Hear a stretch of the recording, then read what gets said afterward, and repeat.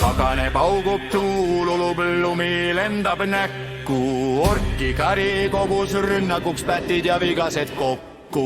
Tõmbasid selga kaltsud, villikud ja kasukad suured, unistasid medalitest nagu Vene hoorad mennis huultest. Lumi kulseb tõõdlile, puuamuskeks kevadiste vanti, orkid kogunesid kui lambad ühte pisikesse punti.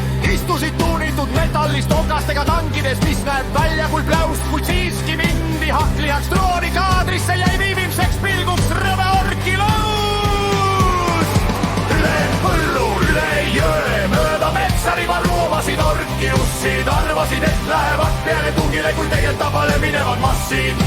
Lendasid orki keset tankidest, kui haastava hettuse ilutulestik, see on FPV Droni Ekspress ilma ummikuteta Komsoni kontserdile. Komsoni kontsert tähendab Ukrainas okupandi kiiret surma.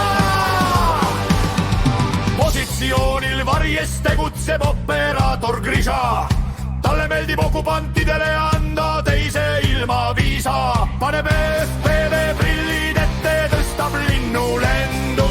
Noolena lendab Vene orki kestele rindu.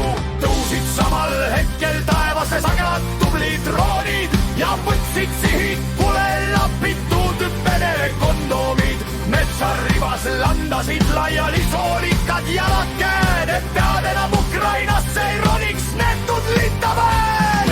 Hullu üle jõe, mööda metsariba orki keset laiali lendasid, enam nad ei lähe peale tungile, teise ilma lahkusid. Need kastid põlevad nagu pidulik ilutulestik. Kõigile jagus pilet Komsoni kontserdile. Tuulupõllu jäi vaikseks, lumevaip matis, netud okupandid elu Ukraina